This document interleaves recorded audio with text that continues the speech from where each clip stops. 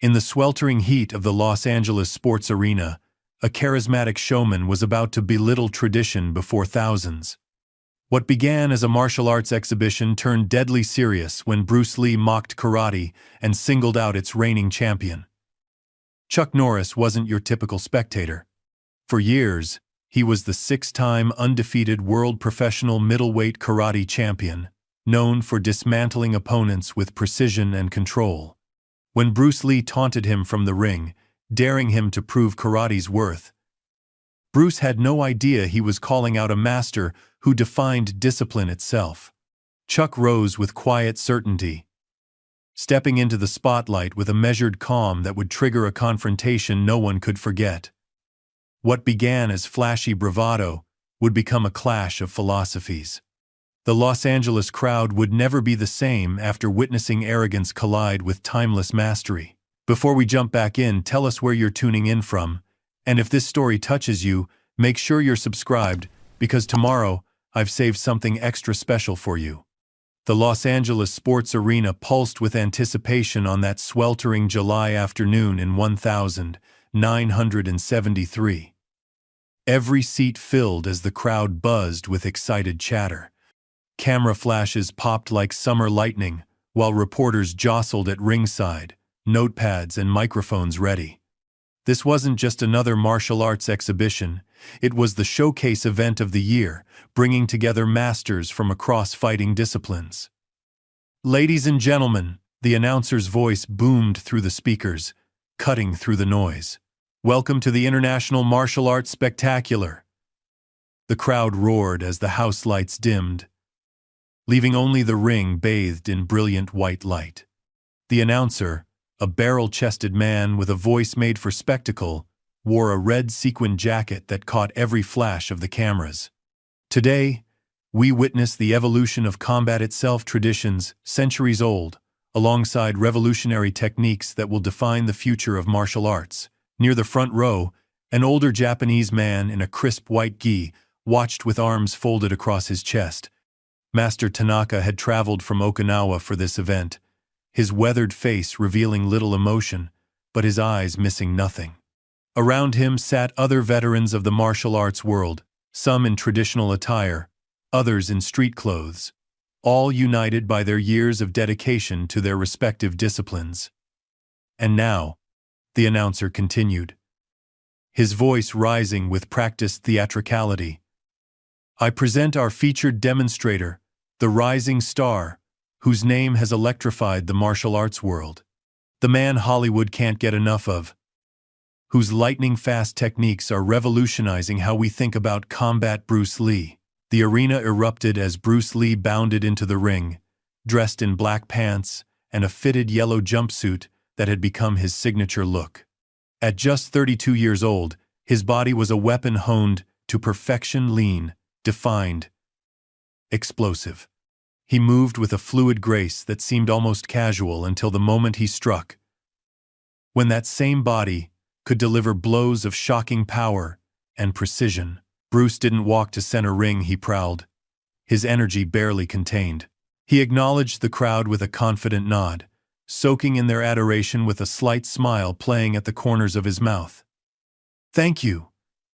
Thank you all for coming, Bruce said, taking the microphone. His voice carried a charismatic blend of Hong Kong accent and American intonation. Today, we're going to show you why martial arts is entering a new era. The era of Jeet Kune. Do the way of the intercepting fist. The crowd leaned forward in anticipation as Bruce began to demonstrate. His movements were hypnotic, economic yet spectacular. He flowed through techniques with blinding speed, stopping punches a hair's breadth from his assistant's face, each impact snapping the air like a whip crack. The audience gasped, then applauded wildly. But it was when Bruce began speaking again that the atmosphere in the arena shifted. For too long, martial arts has been stuck in the past, he said, pacing the ring with predatory energy. Traditional karate, especially, has become nothing but rigid forms and breaking boards. He mimicked a karate punch with exaggerated stiffness, drawing laughter from the crowd. It might look good in tournaments, but in real combat, useless. A murmur rippled through the audience. Some nodded in enthusiastic agreement. Others exchanged uneasy glances. Kung Fu, especially my Jeet Kune Do, is fluid, adaptable, like water. Bruce demonstrated with a lightning-fast combination that ended with his famous one-inch punch. While karate practitioners are still pulling their arm back for their first move, the fight would already be over. The crowd's reaction fractured. Younger fans cheered Bruce's provocative statements, while others, particularly those with traditional training, sat in uncomfortable silence.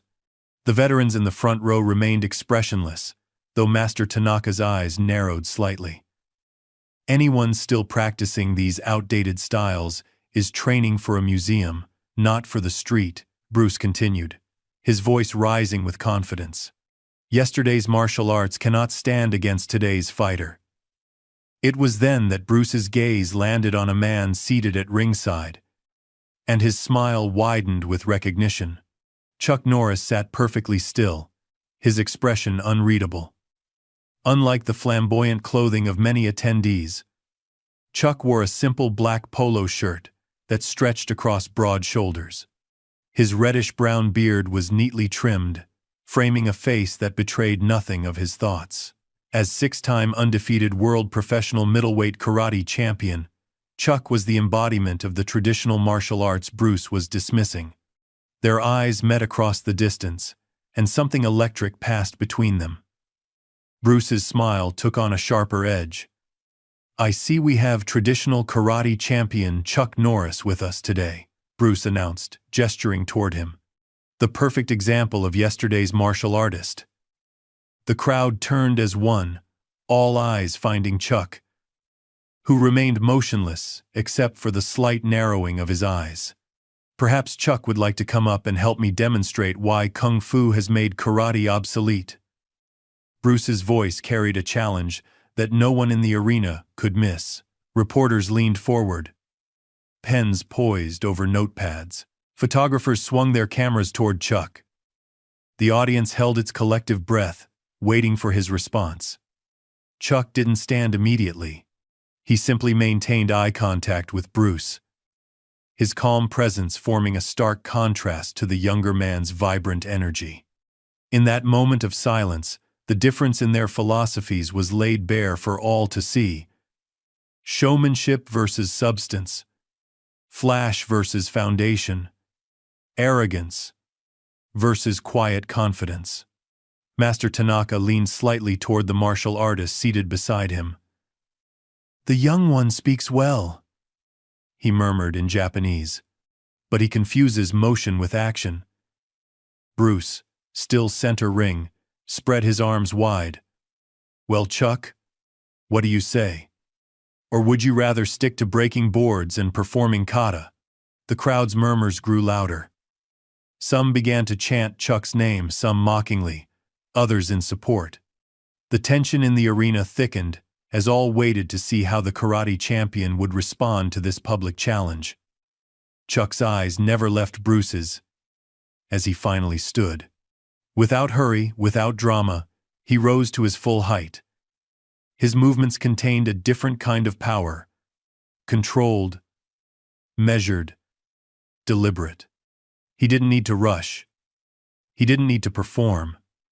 The weight of his championships and years of discipline spoke for him. As Chuck took his first step toward the ring, the crowd's energy transformed into something electric, a collective recognition that they were about to witness not just a demonstration, but a moment that would become legend. Chuck Norris moved toward the ring with unhurried precision.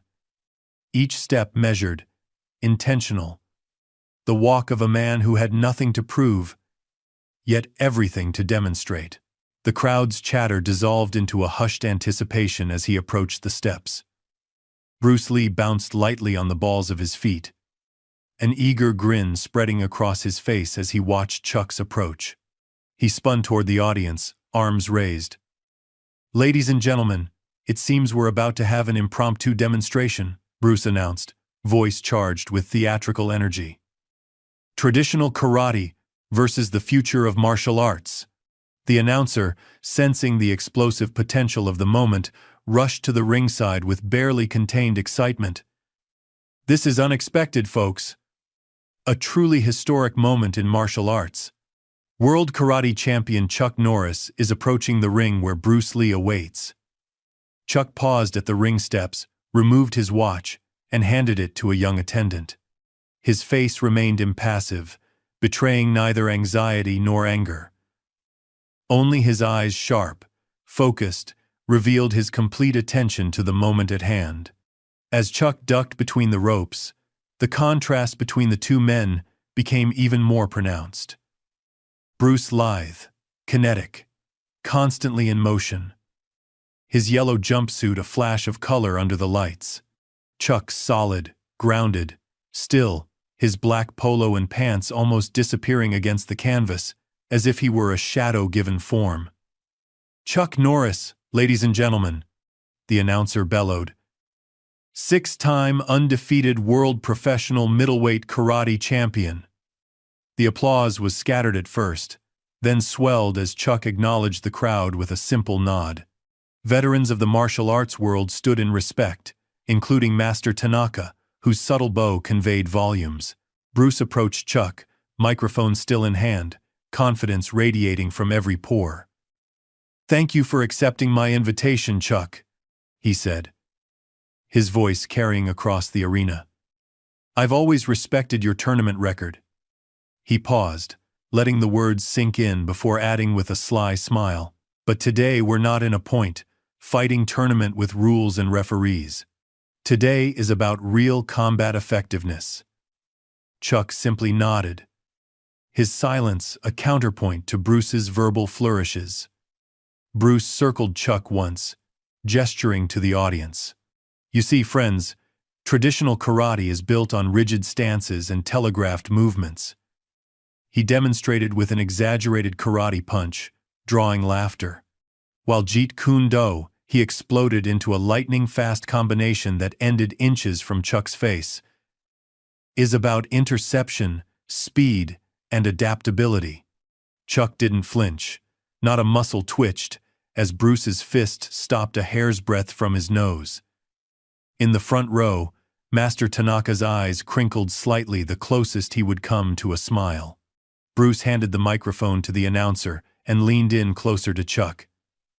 "Let's give them a show," he said, voice low but intense.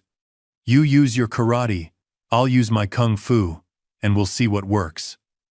Chuck spoke for the first time, his voice quiet but clear enough for those nearby to hear. "I'm not here to perform, Bruce. I'm here to demonstrate." Something flickered in Bruce's eyes.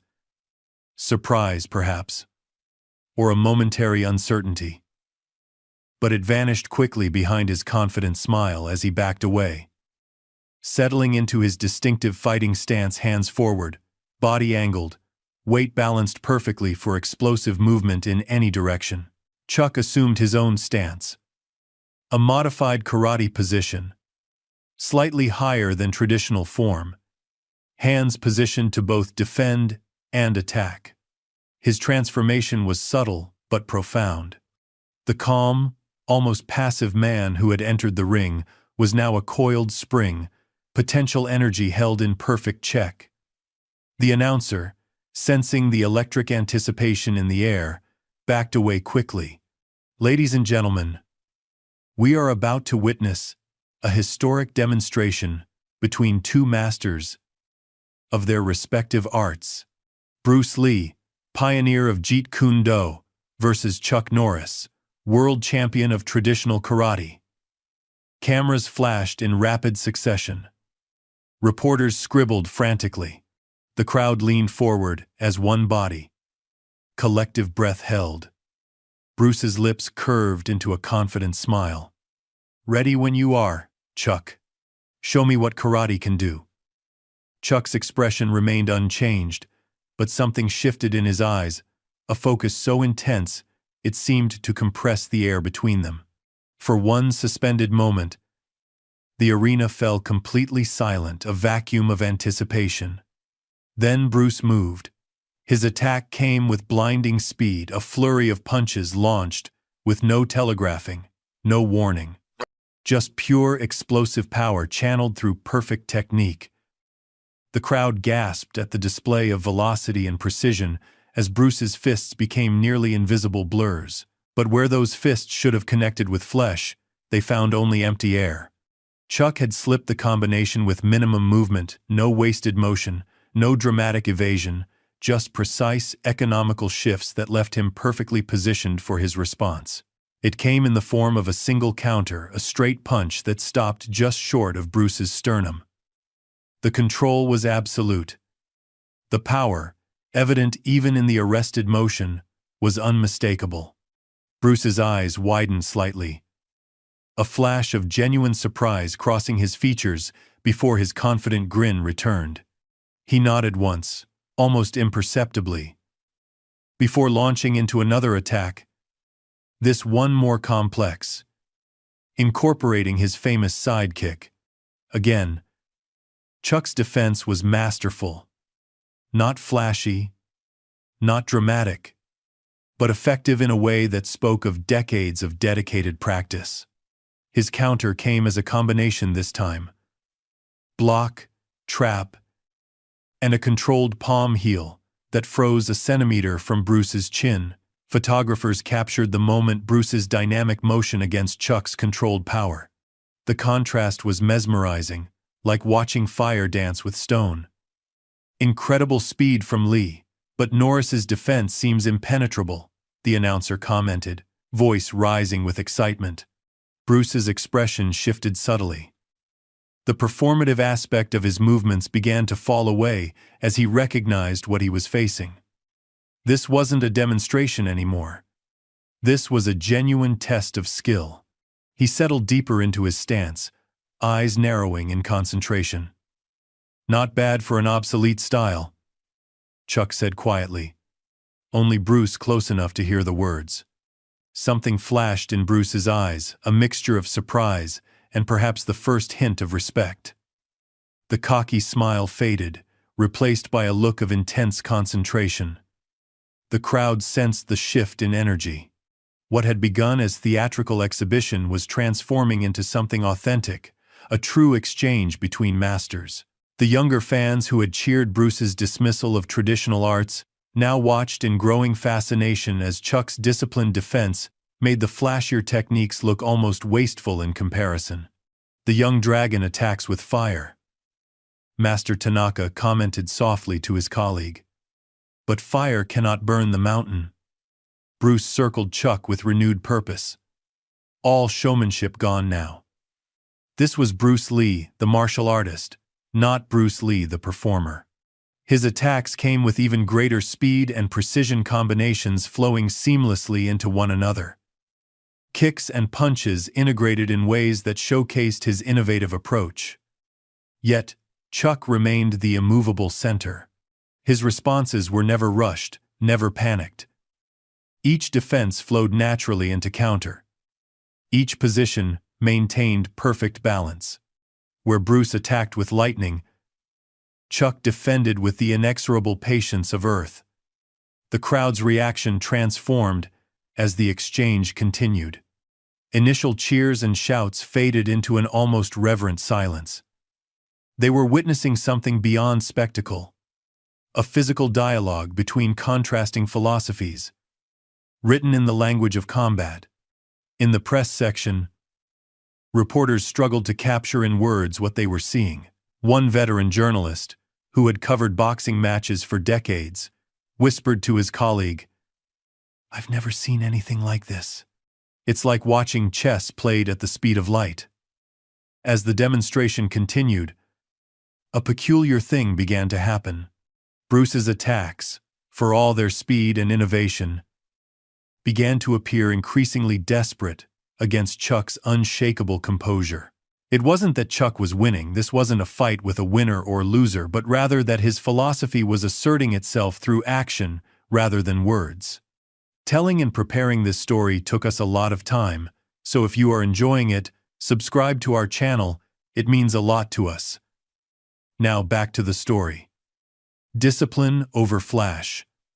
Patience over aggression. Respect over arrogance. The lesson was writing itself across the canvas with every exchange, and everyone in the arena could read it clearly. The arena held its breath as Bruce circled Chuck with predatory grace. Gone was the theatrical performer who had bounded into the ring minutes earlier. In his place stood a focused warrior, eyes sharp with concentration. He had come expecting to demonstrate his superiority. Now he faced the challenge of proving it. Bruce launched another lightning, fast combination jab. Cross. Hook. Flowing seamlessly into a sidekick. The attacks came with such speed that they seemed to blur together, a continuous flow of offensive pressure designed to overwhelm. Chuck's response remained economical, almost minimal. He slipped the punches with subtle shifts of weight and position, blocked the kick with a forearm that absorbed the impact without giving ground. Nothing flashy, nothing wasted, just efficient. Precise movement born of thousands of hours of disciplined practice. Extraordinary control from both fighters. The announcer called out, his voice tinged with genuine awe. Lee's speed against Norris's precision, a true clash of styles. Bruce pressed forward, increasing the tempo. His next attack incorporated the fluid trapping moves of Wing Chun, with the direct strikes of Western boxing, the embodiment of his philosophy of adapting and combining effective elements from different systems. See how rigid karate is? Bruce called out between combinations, playing to the crowd once more. While Jeet Kune Do flows like water, Chuck remained silent, letting his responses speak for him. As Bruce attempted to trap his lead arm, Chuck executed a subtle weight shift and positional change that not only neutralized the trap, but placed him in perfect position for a counter. The karate master's response was a single reverse punch that stopped precisely 1 inch from Bruce's solar plexus, so controlled that it seemed to freeze time for an instant. The potential energy contained in that arrested motion was palpable to everyone watching. A murmur rippled through the crowd. Even Bruce's most ardent supporters couldn't deny the mastery they were witnessing. Bruce's eyes narrowed slightly, the first indication that he was reassessing his opponent. The cocky smile faded completely, replaced by an expression of intense focus. He nodded once, acknowledging the exchange without words, then reset his stance. The next sequence began with Bruce testing Chuck's defenses more methodically. He probed with individual techniques rather than combinations, watching carefully for reactions, seeking openings. It was the approach of someone who had recognized that flash and speed alone wouldn't be sufficient. Chuck maintained his measured responses, but those with trained eyes could see subtle adjustments in his positioning. Minute shifts in weight distribution and angle. He wasn't just defending. He was reading Bruce, adapting to the younger fighter's rhythm and patterns. Look at Norris's economy of motion, one veteran martial artist remarked to his student in the audience. Where Lee uses 5 movements, Norris uses 2.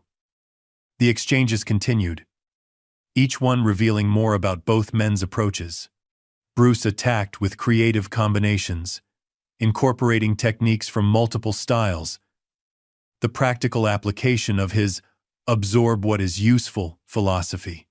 Chuck defended with the distilled essence of traditional karate, every movement refined to its purest form. What do you think, master? A young karate student asked Tanaka, unable to contain his curiosity. The old master watched the exchange with unblinking intensity before answering. The young one moves like a tempest, impressive, powerful, but spending energy unnecessarily. The older one moves like the center of the tempest, the quiet eye of the storm. In the ring, the dynamic was shifting subtly. Bruce's attacks, though still blindingly fast, began to show the first hints of frustration. Small tells appeared: a slightly harder breath, a momentary tightening around the eyes. A fraction more force than necessary in a strike. Chuck, in contrast, seemed to grow more centered as the demonstration continued. His breathing remained measured, his expression calm, his movements flowing from a place of deep, ingrained knowledge rather than conscious thought. Bruce paused, circling again, reassessing. Sweat glistened on his forehead as he studied Chuck with new respect in his eyes. "You're good, Chuck," he said, loud enough for the first few rows to hear. "Better than I expected." Chuck simply nodded, his focus unwavering. Bruce grinned suddenly, his natural charisma reasserting itself. "But good enough?" He exploded into his next attack without warning, a blindingly fast sidekick that transitioned into a spinning back fist, techniques executed with such speed and precision that gasps echoed through the arena. Yet somehow Chuck was ready, as if he had read Bruce's intention before the younger fighter himself had fully formed it.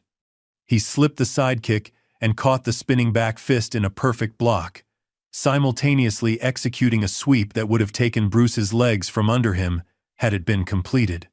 Both men froze for an instant, acknowledging the potential outcome had the technique been followed through. A moment of perfect martial understanding passed between them, respect from one practitioner to another, transcending the differences in their approaches. The crowd erupted in applause, recognizing the mastery they were witnessing. Even the reporters seemed momentarily stunned by the display. Pens hovering above notepads. Bruce reset, nodding to Chuck with genuine respect, now visible in his expression. But the showman in him wasn't quite ready to concede the philosophical point. He turned to play to the crowd once more. "Ladies and gentlemen, you're witnessing the evolution of martial arts," he proclaimed. "Traditional versus modern. The past confronting the future." "Ah!" Chuck's expression didn't change, but something shifted in his stance, a subtle readiness that those with trained eyes immediately recognized. The karate master wasn't rising to the verbal bait, but he was preparing to answer in the only language that truly mattered in this arena. Bruce sensed it too. He turned back to face Chuck, all theatrics falling away once more. "Let's see what your traditional karate can really do against someone who fights without limitations," he said, voice lower now, meant only for Chuck and those closest to the ring. The crowd fell silent again as Bruce settled into his stance, this time with a seriousness that hadn't been present before. The exhibition was transforming into something more authentic, a true test between contrasting philosophies of combat. In the press section, a veteran martial arts journalist leaned forward, pen poised. "Now we'll see something real," he whispered to his colleague. Lees stopped performing and started fighting. The next exchange came at a higher intensity, Bruce attacking with combinations that incorporated low-line kicks with high punches, changing levels to create openings, using the full range of his innovative approach. His techniques flowed together seamlessly, one movement birthing the next in a continuous stream of offensive pressure. Chuck's defense evolved as well, moving beyond simple blocks and evasions into a more active response. He began to control distance and angle more aggressively, using subtle footwork to disrupt Bruce's rhythm, creating moments where the younger fighter's attacks met empty air while simultaneously opening counterattack opportunities. "Incredible!" the announcer exclaimed. "Norris is using traditional positioning to control the space between them." Bruce, recognizing what was happening, adjusted his approach again. He attempted to close distance more decisively, committing to a powerful combination designed to overwhelm Chuck's defense through sheer speed and force. For the first time, Chuck launched a true offensive response rather than a counter. His attack came not as Bruce expected, not after defending against Bruce's combination, but during it, finding the minute opening between techniques and exploiting it with surgical precision. A perfectly timed ridge hand strike penetrated Bruce's guard, stopping just short of his throat. Had it been completed, The technique would have ended any real confrontation instantly. The moment froze in time. Bruce caught in mid-combination, Chuck's strike suspended at the point of technical completion. The potential energy contained in that arrested motion was unmistakable to everyone watching. The crowd fell completely silent. Bruce's eyes widened in genuine surprise. For several heartbeats, neither man moved. Then, slowly, Chuck withdrew his hand and stepped back, resuming his ready stance without comment or celebration. The message was clear to everyone in the arena. Traditional karate, properly applied, was anything but obsolete. Bruce stood motionless for a moment longer, processing what had just happened. Then, to the surprise of many, a slow smile spread across his face. Not the confident, bordering on arrogant grin from earlier, but something more genuine, tinged with newfound respect. "Well done," he said quietly, only those closest to the ring able to hear. Then, louder for the benefit of the crowd, "Ladies and gentlemen, it seems traditional karate still has a few surprises." The audience, sensing the shift in energy, responded with enthusiastic applause. What had begun as a demonstration intended to showcase one man's superiority had transformed into a genuine exchange between masters, and in that exchange, respect had begun to replace arrogance. In the front row, Master Tanaka nodded once, satisfaction evident in his eyes. "Now, the real lesson begins," he murmured. The atmosphere in the arena had transformed.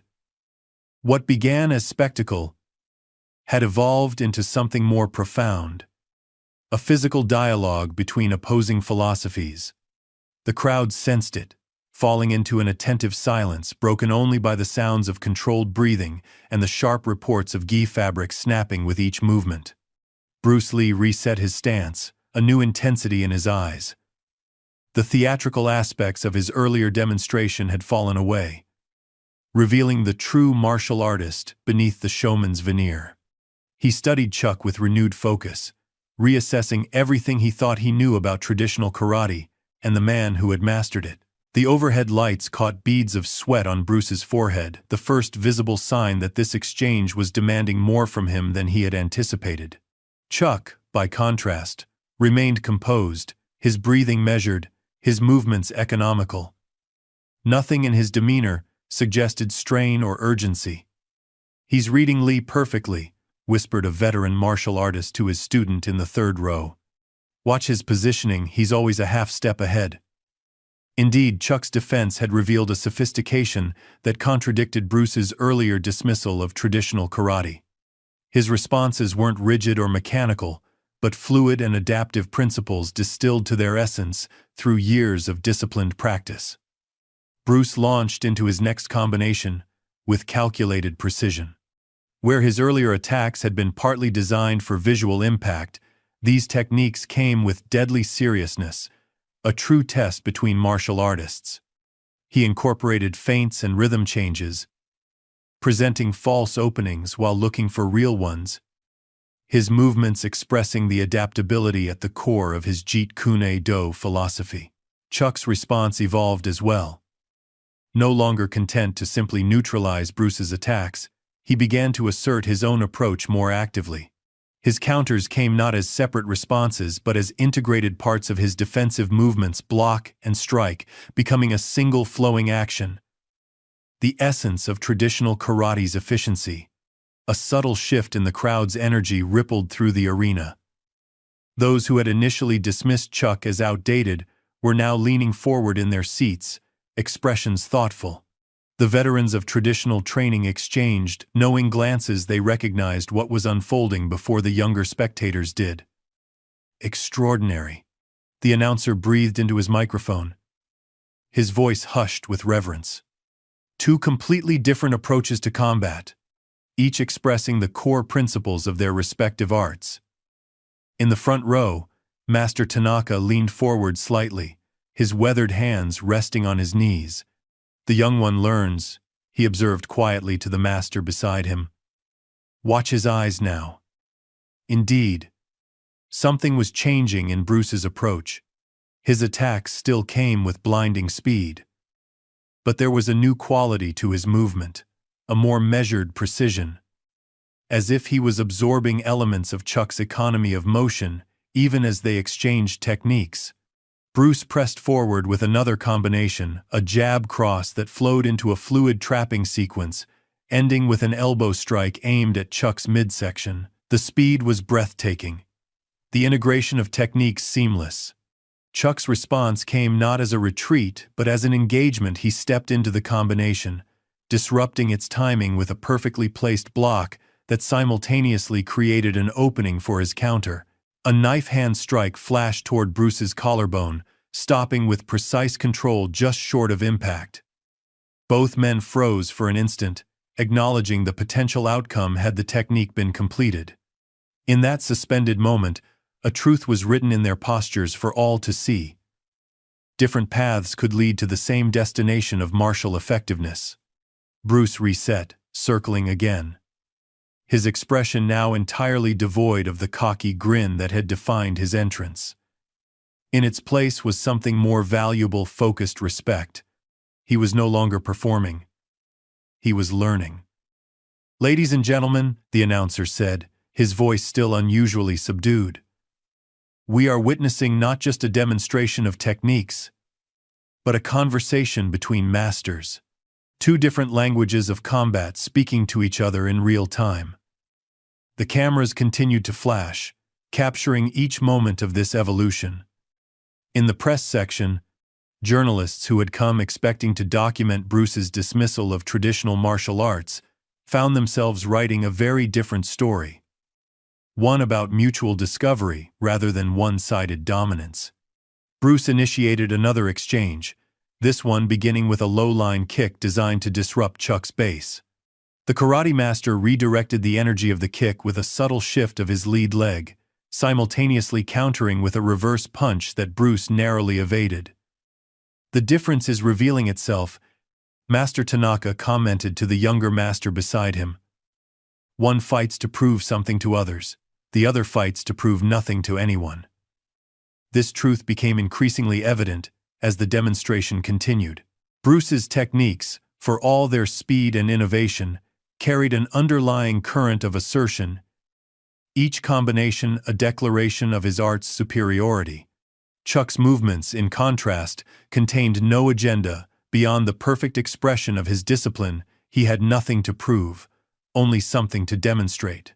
The philosophical contrast manifested physically in their respective approaches. Bruce attacked with creative combinations, constantly varying his techniques to find an opening, the embodiment of his be water principle. Chuck defended with consistent, refined movements that had been distilled to their essence through decades of practice. The physical expression of perfection through repetition. A young martial arts student turned to his instructor, confusion evident on his face. "I thought traditional karate was supposed to be stiff and limited.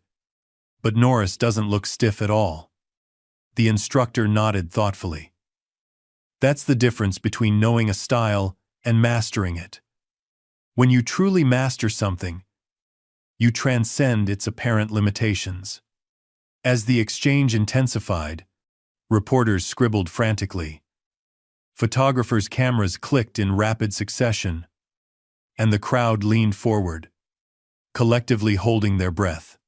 They were witnessing not just a clash of techniques, but a living demonstration of contrasting martial philosophies, innovation versus tradition, adaptation versus refinement. Bruce, sensing that his varied attacks weren't penetrating Chuck's defense, decided to escalate the intensity. He launched into his most dynamic combination, yet a lightning-fast sequence that incorporated spinning techniques, level changes, and his signature intercepting strikes. It was Jeet Kune Do expressed at its highest level, a blur of offensive pressure designed to overwhelm through unpredictability and speed. For a brief moment, it seemed to work. Chuck was forced to give ground for the first time, stepping back to absorb and redirect the flurry of attacks. A ripple of excitement moved through Bruce's supporters in the crowd. But then something remarkable happened. Instead of continuing to retreat, Chuck suddenly planted his stance and met Bruce's combination with a perfectly timed counter. It wasn't flashy or dramatic, just a simple, direct strike that intercepted Bruce's movement at precisely the right moment. The younger fighter was forced to abort his attack mid-combination, his momentum disrupted by the efficiency of Chuck's response. For a heartbeat, genuine surprise registered on Bruce's face. In the press section, a martial arts journalist who had covered hundreds of tournaments and exhibitions leaned toward his colleague. "Do you see what's happening? Lee is throwing everything at him, but Norris is controlling the space between them. It's like watching someone try to empty the ocean with a bucket." His colleague nodded slowly, understanding dawning in his eyes. The flashier fighter isn't necessarily the more effective one. This realization seemed to be spreading through the arena as the exchange continued, a shift in perception that altered how the audience interpreted what they were seeing. Bruce's dynamic movements, which had earlier drawn gasps of admiration, now appeared almost excessive when contrasted with Chuck's economic efficiency. Bruce recovered quickly, resetting his stance with a newfound thoughtfulness in his expression.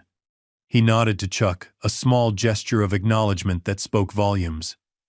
"I see it now," he said quietly, just loud enough for those nearest the ring to hear.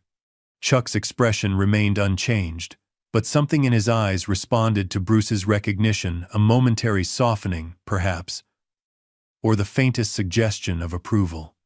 The crowd sensed the shift in energy, a subtle rebalancing of the dynamic between the two men. What had begun as Bruce's showcase had transformed into a mutual demonstration of respect between contrasting approaches.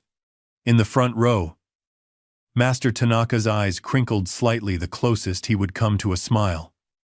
"Now we see martial arts," he murmured to his colleague. "Not just fighting." Bruce and Chuck circled each other once more. The quality of their movement now harmonized despite their differing styles. Each had begun to absorb elements of the other's approach, Bruce incorporating more economy, Chuck adopting slightly more fluid transitions. This integration wasn't a compromise but an evolution, each master recognizing valuable elements in the other's expression without abandoning their core principles.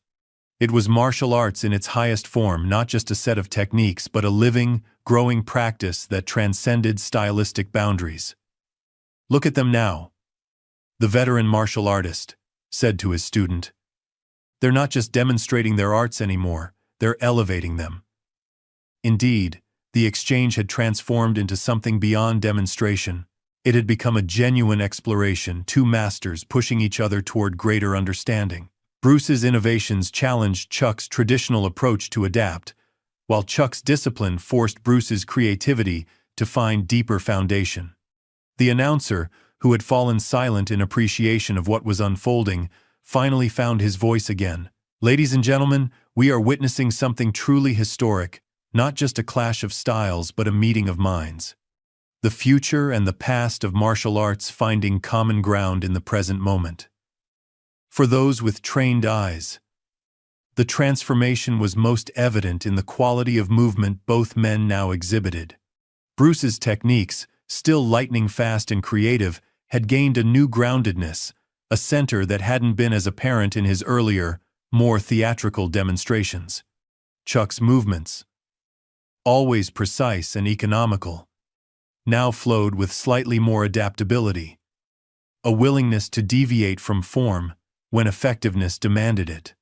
Neither had abandoned their core approach, but both had expanded it through this exchange, the physical embodiment of the martial arts, ideal of continuous growth and learning. "This is what mastery looks like," one black belt whispered to another. "Not dominance, but evolution." As the exchange continued, a palpable sense of anticipation built throughout the arena. Everyone present sensed that the demonstration was building toward something significant, not a victory for either man, but a deeper truth about martial arts and the philosophies that underpin them. Bruce settled into his stance, all theatrics now stripped away. His focus was complete, his presence centered in a way it hadn't been at the beginning. Across from him, Chuck maintained his composed readiness, embodying the stillness at the heart of movement. The contrast between them remained, but something had aligned beneath the surface, a shared recognition of what truly mattered beyond styles, systems, or public perception. In that moment of mutual respect and understanding, both men seemed to reach the same conclusion simultaneously: that the next exchange would not be about proving superiority, but about demonstrating truth. Bruce's expression had transformed completely from the arrogant showman who had entered the ring to a martial artist, genuinely engaged in discovery. Chuck's stoic demeanor remained consistent, but those who knew him best could detect the subtle signs of appreciation in his eyes, recognition of a worthy exchange. The arena fell silent, as everyone present sensed that what would follow would be not just technically impressive, but philosophically significant. A physical articulation of martial truth that transcended the boundaries of any particular style or system. Bruce and Chuck faced each other, poised at the threshold of what promised to be the defining moment of their demonstration. The tension in the air was electric with possibility, not the antagonistic energy of competition, but the creative potential of genuine exchange. What had begun as a challenge had evolved into collaboration, and what would follow would reshape how many understood the relationship between tradition and innovation in martial arts for decades to come. Time seemed to compress in the Los Angeles sports arena as Bruce Lee and Chuck Norris faced each other for what everyone sensed would be the defining exchange of their demonstration. The crowd's collective breath held, creating a silence so complete that the soft whisper of the fighter's gi fabric could be heard near the ring. Outside, the California sun beat down on the arena's roof. But inside, under the harsh white lights, a different kind of heat was building, the concentrated energy of two martial arts masters approaching the zenith of their exchange. Bruce had shed the last vestiges of showmanship. His stance was pure function now, his expression a mask of total concentration. Sweat glistened on his forehead, tracing thin lines down his temples, the only visible sign of the effort he had expended. The yellow jumpsuit that had seemed so vibrant at the start now appeared merely practical, a tool for his craft rather than a costume for performance. Across from him, Chuck remained the embodiment of composed readiness, his breathing controlled, his focus unwavering. His simple black polo shirt showed barely a wrinkle, as if the previous exchanges had hardly touched him. In the front row, Master Tanaka leaned forward almost imperceptibly. His weathered hands rested on his knees, fingers slightly tensed, the subtle gesture of a man who recognized that a crucial moment was approaching. Beside him, other veterans of traditional martial arts watched with similar intensity, their collective experience allowing them to read the subtle shifts in energy that were invisible to casual observers. "What we're about to witness," the announcer said, his voice hushed with reverence, "is more than a martial arts demonstration. It's a moment of truth between two philosophies, two approaches to the warrior's path." For once, his theatrical delivery seemed entirely appropriate. The reporters in the press section had stopped scribbling notes, their pens hovering above paper as they, too, sensed the gravity of the moment unfolding before them. Bruce settled deeper into his stance, weight distributed perfectly between both feet, hands positioned to both protect and attack. His eyes never left Chuck's, searching for the faintest telegraph of intention. Chuck met his gaze with equal intensity. His stillness, not passive, but charged with potential energy, like a mountain lake that appears motionless on the surface while currents swirl beneath. The arena's air conditioning hummed softly in the background, the only sound beyond the occasional shift of a spectator in their seat or the click of a camera shutter. Time stretched, each second extending as both men prepared for the exchange that would define their demonstration. Bruce initiated with explosive speed, launching into his most technically perfect combination yet. There was no wasted motion. No unnecessary flourish. Just pure martial efficiency, expressed through his unique approach. His first strike came as a jab so fast it seemed to distort the air, followed immediately by a cross that flowed seamlessly into a trapping motion. His footwork was impeccable, creating angles that would have left a lesser defender completely vulnerable.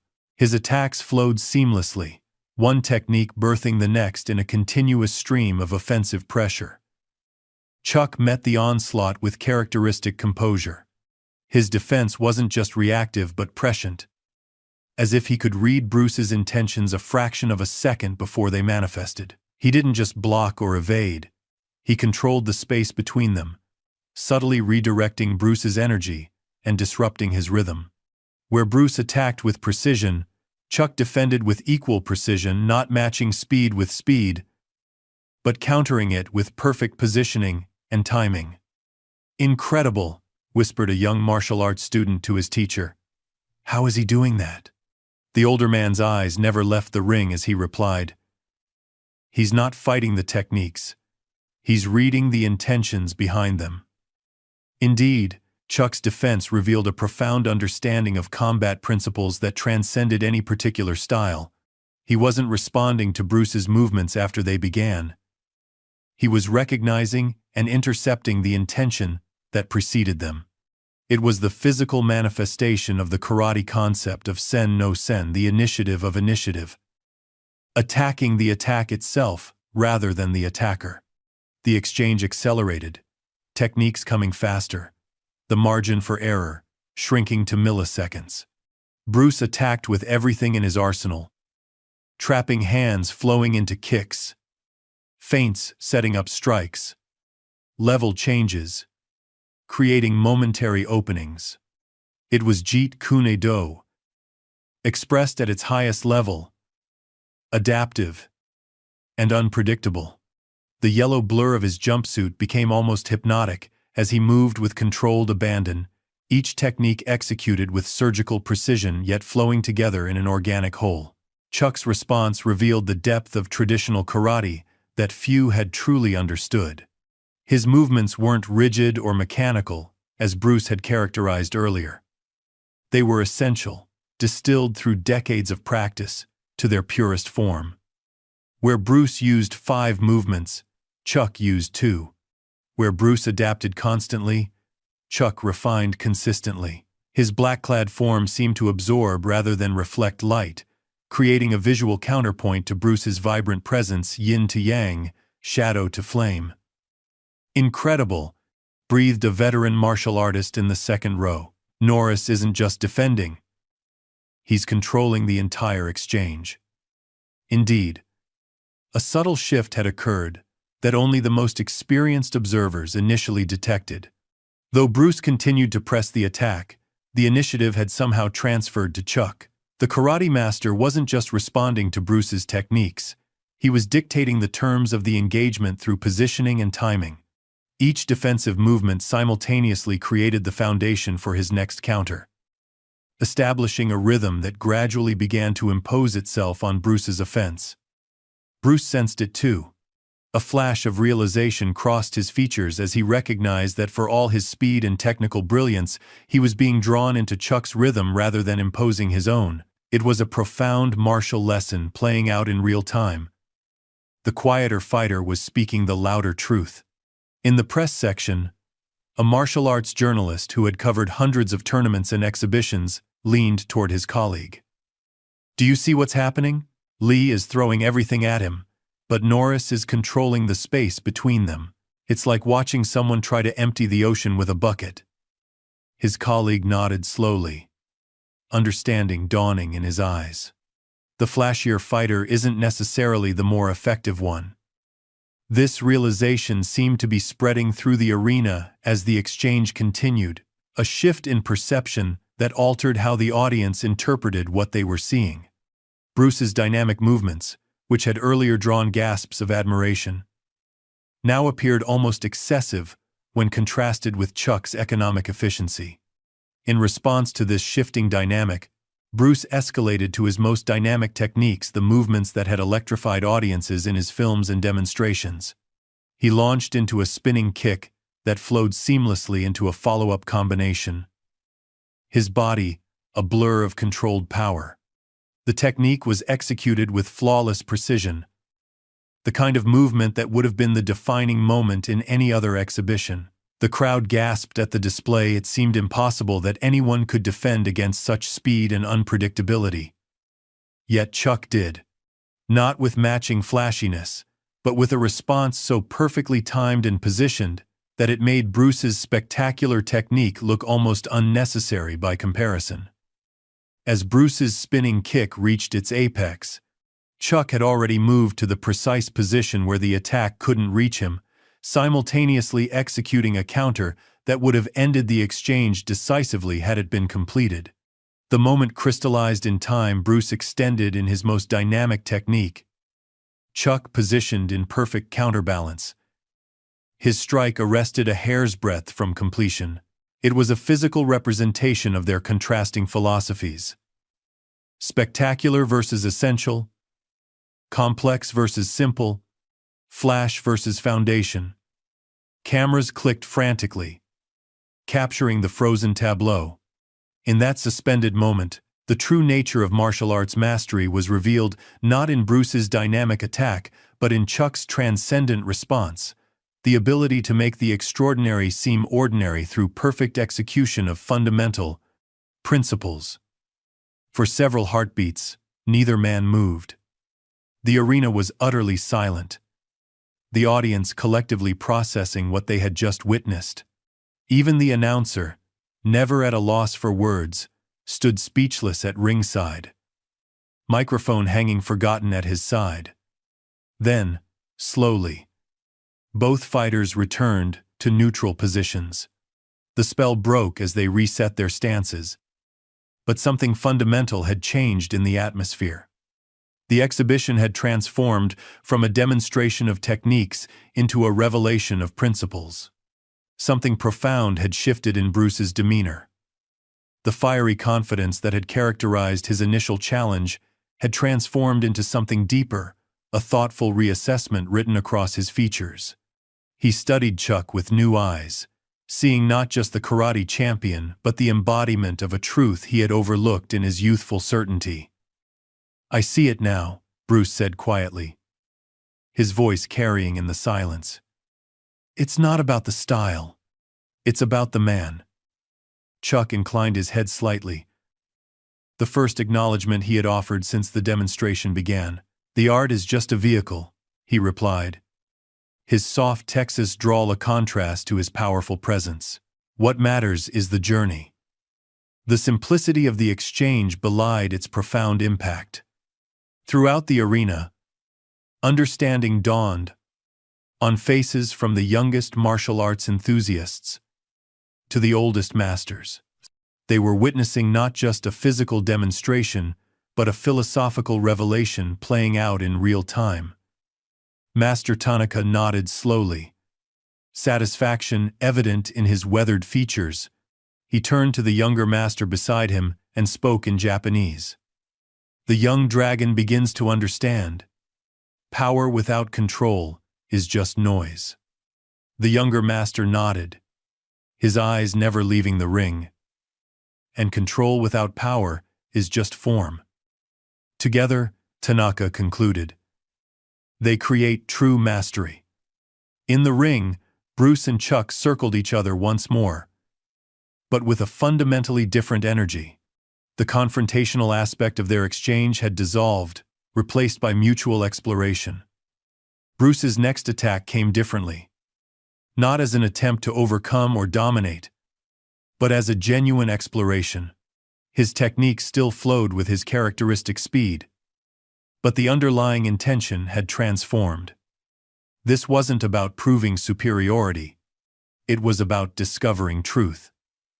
Chuck responded in kind, his defense opening into a more active exchange. For the first time, The two men began to truly communicate through their art attack and defense, becoming a physical dialogue about effectiveness, efficiency, and purpose.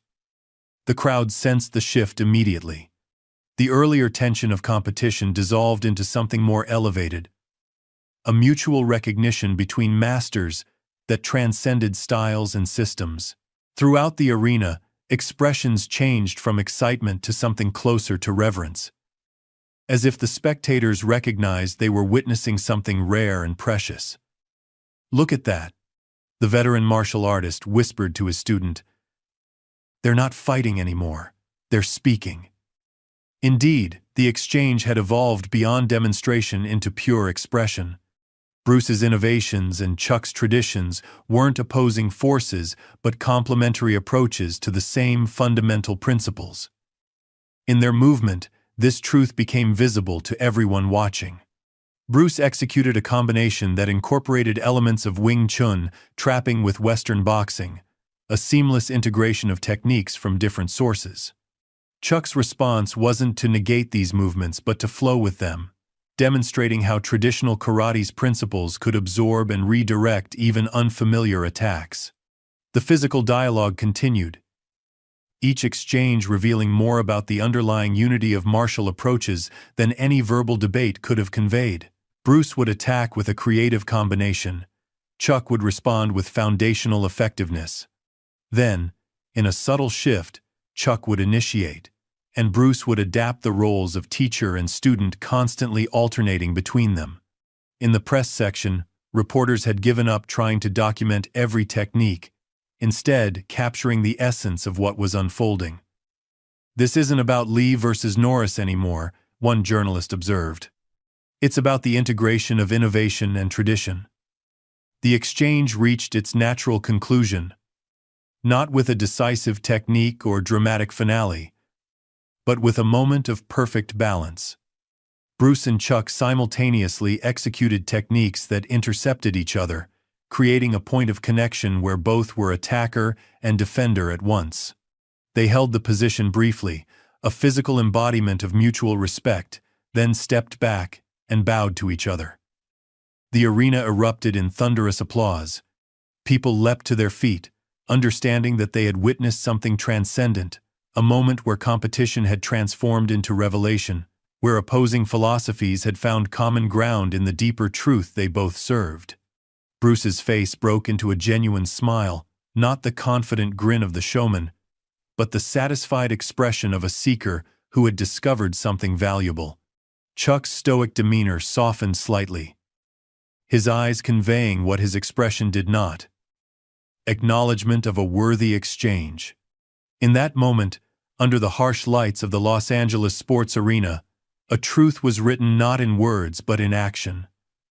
That beyond styles and systems, beyond the endless debates about which art was superior, lay the universal principles that all true martial arts served.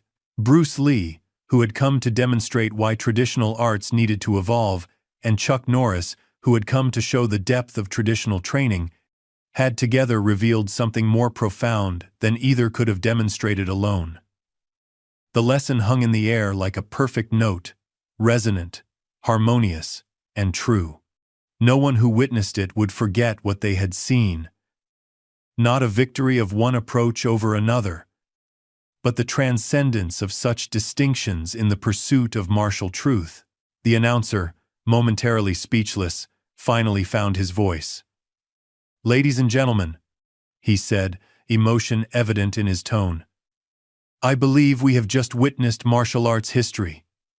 The crowd's standing ovation continued, a wave of sound that seemed to lift both men. Cameras flashed frantically. Reporters scribbled in notebooks, and martial artists throughout the arena exchanged looks of understanding each, recognizing that they had been present for a moment that would be discussed in dojos and training halls for generations to come. But in the center of the ring, Bruce and Chuck stood in a moment of private understanding that went beyond the spectacle surrounding them. Two masters from different traditions, different philosophies, different approaches to the martial way, finding common ground not in compromise, but in the recognition of deeper truths that united them. What had begun as a challenge had ended as a lesson, not just for the two men at its center, but for everyone fortunate enough to witness it. The applause lingered in the Los Angeles sports arena like summer thunder, rolling through the stands in waves. The harsh white lights caught beads of sweat on foreheads and glinted off camera lenses as reporters rushed toward the ring, elbowing past one another for position. The announcer's voice, usually so commanding, barely carried over the crowd's reaction as he attempted to bring formal closure to what had clearly transcended the boundaries of a typical exhibition. But at the center of this storm of attention, Bruce Lee and Chuck Norris shared a moment of quiet understanding that seemed to exist in a separate reality from the chaos surrounding them. They stood an arm's length apart, their breathing now regulated, their postures relaxed but dignified.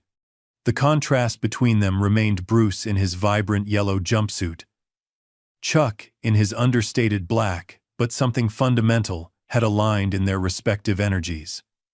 "I didn't expect to learn something today," Bruce admitted, his voice low enough that only Chuck could hear. The admission came without difficulty, the earlier arrogance replaced by genuine reflection. His eyes, so fiercely focused during the exchange, now held a thoughtful curiosity. Chuck nodded once. "The best demonstrations teach everyone involved," he replied simply. "Myself included." It was the longest statement he had made since stepping into the ring, and Bruce seemed to recognize its significance. A smile touched the corners of his mouth, not the confident grin of the showman, but something more authentic. "Your timing is perfect," Bruce acknowledged, professional appreciation evident in his tone. "I've never seen someone read intention so clearly." Chuck inclined his head slightly in acknowledgement. "Your innovations force adaptation. They make traditional arts evolve whether they want to or not." This mutual recognition, each man seeing the value in the other's approach, hung in the air between them, more significant than any of the physical exchanges that had preceded it. In that moment, without either man needing to articulate it, a bridge formed between innovation and tradition, between revolution and foundation. They stood together as the announcer approached with the microphone, eager to capture the aftermath of what had clearly become much more than a simple exhibition. The crowd quieted slightly in anticipation, phones and cameras raised to record what would surely become a historic moment in martial arts. "Bruce, Chuck, that was extraordinary," the announcer said, barely containing his excitement. His red sequin jacket caught the light as he moved, a flash of color against the more subdued tones of the fighters. "Would you share your thoughts on what just happened here?" Bruce took the microphone first, his natural charisma asserting itself, but with a new quality of thoughtfulness behind it. He surveyed the audience, making eye contact with Master Tanaka and the other veterans in the front row before speaking. His gaze lingered briefly on the older master, a subtle acknowledgement passing between them. "I came here today to demonstrate why traditional martial arts need to evolve," Bruce began, then paused, choosing his next words carefully. The arena fell completely silent, everyone leaning forward to catch what had become not just a statement about fighting styles but a philosophy of approach. "I still believe in evolution, but Chuck has shown me something important about the foundation that evolution builds upon." He turned toward Chuck, with genuine respect in his eyes. "There's a depth to traditional karate that isn't immediately visible. A refinement that comes only through years of dedicated practice. Chuck doesn't just perform karate, he embodies its essence." The crowd murmured appreciatively, particularly the traditional practitioners who had bristled at Bruce's earlier dismissals. Several of the veteran martial artists in the front row nodded in agreement, Master Tanaka among them, his weathered face revealing the faintest suggestion of approval. Bruce continued, his words measured and sincere. "I've often said, we should absorb what is useful, discard what is not, and add what is uniquely your own. Today I was reminded that before you can decide what is useful, you must first understand it completely. He glanced at the younger martial artists in the audience, many of whom had cheered his earlier dismissal of traditional approaches. Don't be so quick to discard the old ways that you miss their hidden wisdom. Innovation without foundation is just novelty, impressive perhaps, but not lasting. The humility in his words carried a weight that his earlier bravado had lacked. Throughout the arena, expressions shifted from excitement to thoughtfulness as the full impact of what they had witnessed began to register. Bruce handed the microphone to Chuck, who accepted it with characteristic economy of movement. The arena fell completely silent, everyone leaning forward to catch the words of the man who had said so little, yet communicated so much through his actions.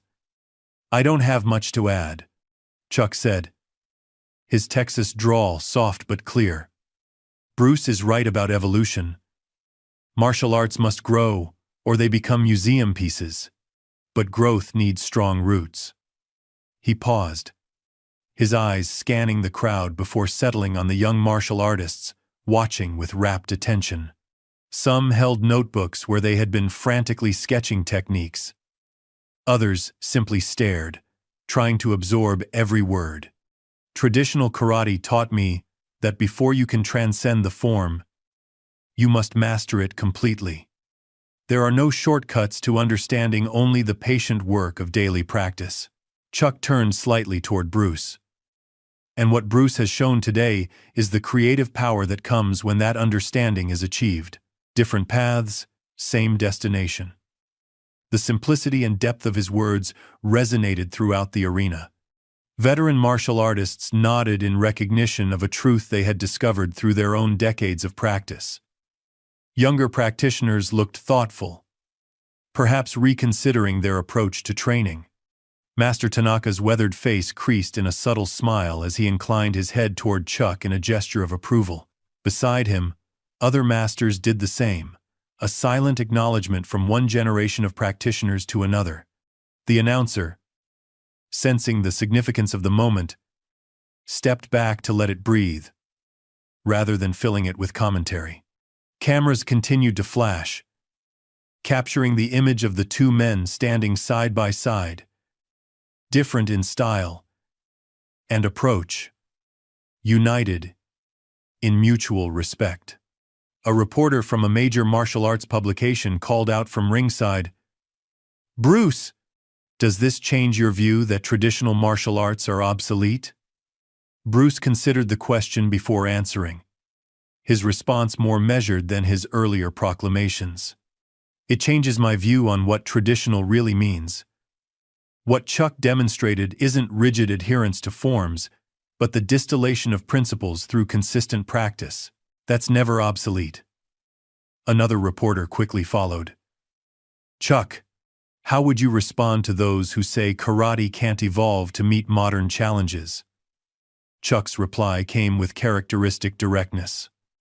"Karate's core principles are timeless. Its applications can and should evolve. The mistake is confusing the container for what it contains." Their answers reflected not just a shift in their individual perspectives, but the potential for a broader reconciliation within martial arts communities that had often been divided along lines of traditional versus modern approaches. As the formal part of the exhibition concluded, the crowd began to disperse, breaking into animated discussions about what they had witnessed. The arena buzzed with conversation, hands gesturing to replicate movements, voices rising and falling as people attempted to articulate the significance of what they had seen. Reporters clustered around the ring, shouting questions and jockeying for position. Cameras and microphones extended like probing tentacles, each journalist hoping to capture the defining quote that would headline tomorrow's coverage. "Bruce, will this change your approach to Jeet Kune Do?" "Chuck, how does this demonstration affect the future of traditional karate? Will you two collaborate on future exhibitions?" The questions came rapid fire, overlapping and blending into a wall of noise. Both men answered with newfound diplomacy, neither dismissing the other's approach nor compromising their own beliefs, finding instead the common ground that united their seemingly disparate paths. But away from the immediate press of cameras, a more meaningful exchange was taking place. Master Tanaka had made his way to the edge of the ring where Bruce and Chuck were preparing to exit. The old master, his gi crisp despite the arena's heat, bowed deeply to both men. "You have honored the true spirit of martial arts today," he said in Japanese, his voice carrying the weight of decades of dedication, not through victory or defeat, but through mutual discovery.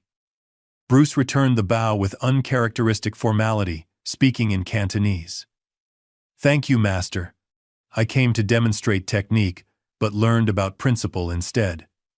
Chuck bowed as well, his response coming in actions rather than words embodying the quiet strength that had defined his demonstration. The three men stood together briefly, forming a living bridge between generations and traditions of martial arts practice. As they parted, a young martial artist approached tentatively, clutching a program for the exhibition. He looked to be about 16, his gi marked with a green belt that seemed newly earned, its fabric still stiff and bright white. "Excuse me," he said, his voice cracking slightly with nervousness. "I've been training in karate for 3 years, but after seeing Mr. Lee on screen, I was thinking of switching to kung fu because it seemed more effective." He glanced between the two masters. "But now I don't know what to think." Bruce and Chuck exchanged a look, and Bruce gestured for Chuck to respond first, a small but significant acknowledgement of the karate master's expertise. "What's your name?" Chuck asked. "Michael," the young man replied. "Michael, the question isn't which art is better," Chuck said, his quiet voice carrying surprising authority. "The question is which path will take you deeper into understanding yourself." Bruce nodded in agreement. "The style matters less than the principles behind it," he added. "And the principles matter less than your commitment to mastering them." Michael looked between them, processing their words. "So, I should stick with karate. You should commit fully to whatever path you choose," Bruce answered. "Half-hearted training in any style leads nowhere. But complete dedication, whether to karate or kung fu or any other art, leads to the same destination." Chuck placed a hand briefly on the young man's shoulder. "Find a good teacher. Train consistently. The answers will reveal themselves through practice, not through words." The simplicity of the advice seemed to resonate with Michael. He bowed to both men, his expression thoughtful as he stepped back into the dispersing crowd. Throughout the arena, similar conversations were taking place as practitioners of various styles processed what they had witnessed. A karate instructor was explaining to his students how Bruce's fluid transitions could enhance their understanding of traditional kata. A kung fu master was pointing out the precision in Chuck's positioning and timing. The demonstration had transcended the typical boundaries of martial arts politics, offering instead a glimpse of the underlying unity beneath stylistic differences. In the press section, a veteran martial arts journalist was summarizing the event for his younger colleague, who seemed bewildered by the significance everyone was attaching to what had appeared, on the surface, to be simply an impressive display of fighting skills. "What we just saw," he explained, "was the difference between knowing the path and walking the path. Bruce Lee came to show us the future of martial arts. And he did. Chuck Norris came to demonstrate the foundation that future is built upon. And he did. But together, they showed us something more important, that innovation without depth is empty, and tradition without growth is stagnant." The younger reporter nodded, typing rapidly. "So who won?" he asked, looking up from his notes. The older journalist smiled. "That's exactly the question that doesn't matter. In a true demonstration of martial arts, the only victory is understanding."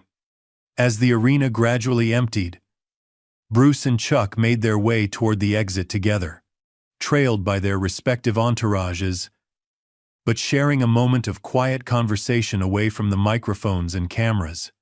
Their path took them past the training area, where fighters had warmed up before the exhibition, a space now quiet and dimly lit compared to the still bright main arena.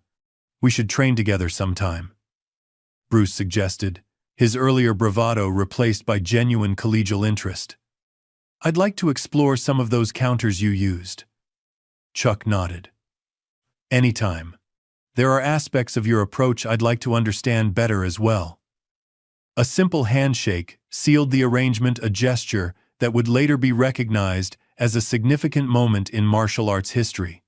Two men who had entered the arena representing opposing philosophies were leaving it as collaborators, each enhanced by the encounter with the other. "Your school or mine?" Bruce asked with a smile that contained none of his earlier arrogance. "Doesn't matter," Chuck replied. "The lessons will be the same." Outside the arena, the California sun was beginning to set, casting long shadows across the parking lot, where fans clustered near the exits, hoping for autographs or a final glimpse of the martial artists. The air was thick with the lingering heat of the day, but cooler than the charged atmosphere inside. Among the waiting crowd stood a father and son. The boy, about 10 years old, wearing a white belt tied somewhat crookedly around his waist. His eyes were wide with excitement, his program clutched tightly in small hands. "Dad," the boy asked, tugging at his father's sleeve, "is karate better than kung fu?" The father, who had watched the entire demonstration with careful attention, considered the question thoughtfully. He was a recreational martial artist himself, practicing judo twice a week at a local community center, not an expert, but someone who understood enough to appreciate what he had witnessed. "I think what we learned today," he finally answered, "is that it's not about which art is better. It's about the person practicing it." The boy looked confused. "But Bruce Lee said kung fu is better." "At first," his father corrected gently. "But by the end, both he and Chuck Norris showed us something more important, that respect, discipline, and humility matter more than any technique." As if to underscore his words, Bruce and Chuck emerged from the arena at that moment, walking side by side in conversation, their earlier confrontation transformed into mutual respect. Fans surged forward, calling both names with equal enthusiasm. Camera flashes popped like fireflies in the gathering dusk. The image would become iconic in martial arts circles, two masters from different traditions, finding common ground not through compromise but through shared commitment to the deeper principles that transcend style and system. A week later, in dojos and kwuns across Los Angeles, instructors were still discussing the exhibition. In a small karate studio in Culver City, a senior black belt paused during training to address his students. What Bruce Lee and Chuck Norris demonstrated wasn't just martial skill, he explained. It was the evolution of understanding. Bruce began with the arrogance of innovation, believing that the new must replace the old. Chuck responded with the quiet confidence of tradition, knowing that fundamentals remain constant. By the end, both had recognized the truth, that the most powerful martial artist integrates both perspectives. In Chinatown, a Wing Chun Sifu shared similar thoughts with his advanced students. Lee's greatest strength has always been his willingness to question everything, to discard what doesn't work. But as we saw in the exhibition, Norris showed that sometimes what appears ineffective is simply not yet fully understood. The lesson for us all is to evaluate with an open mind, not with preconceptions. In the months that followed, the Los Angeles exhibition would be referenced countless times in dojos, kwuns, and training halls around the world, not as a contest with a winner and loser, but as a moment when the martial arts community glimpsed the truth beyond technique that the outward form of practice matters less than the inward journey it facilitates. Bruce Lee would continue to revolutionize martial arts through his innovative approach and charismatic presence in film and demonstrations. His emphasis on practical application and adaptation would inspire generations of practitioners to question dogma and seek effectiveness beyond tradition. Chuck Norris would go on to further championships and eventual film stardom of his own, his quiet mastery serving as a reminder that flash without foundation was merely spectacle. But both men would carry the lesson of that day forward, that true mastery begins not with assertion but with understanding, not with proving but with discovering. Their paths would cross again, professionally and personally. Each encounter deepened by the mutual respect that had been forged in those minutes under the arena lights. And in dojos and training halls around the world, a simple truth would spread. One demonstrated not through words, but through action on that summer afternoon in Los Angeles. Respect, discipline, and humility always outlast arrogance. When a young fighter would strut and boast of their superior style, an older instructor might simply smile and recall, "You know, there was this exhibition once between Bruce Lee and Chuck Norris." The story would be passed down, sometimes embellished, sometimes simplified, but its essential message remaining constant, that martial arts at their highest level transcend style and system to touch something more universal. The legacy of that afternoon extended beyond technical debates about fighting effectiveness. It offered a template for how tradition and innovation could coexist, how respect could bridge philosophical differences, and how the true measure of martial arts mastery lay not in dominance but in continuous growth. Years later, in an interview shortly before his retirement from competition, Chuck Norris would be asked about the exhibition. His response, characteristic in its simplicity, would encapsulate what made that demonstration so enduring in martial arts memory. "Bruce came to show karate's limitations. I came to show its depth. We both left with a bigger picture than we came with. That's what martial arts should always do, expand your understanding, rather than confirm your assumptions. And in that expansion of understanding lay the true victory, not for Bruce or Chuck individually, but for everyone who witnessed or later learned from their exchange. The triumph of humility over arrogance, of respect over dismissal, of quiet strength over noisy assertion. It was a lesson written not in words but in action, not in theory but in practice. The only way true martial wisdom ever is." Up next, we have 2 more incredible stories that are waiting for you. Just click the image you want to watch, and it will take you there. If you enjoyed this video, make sure to subscribe. It would mean a lot.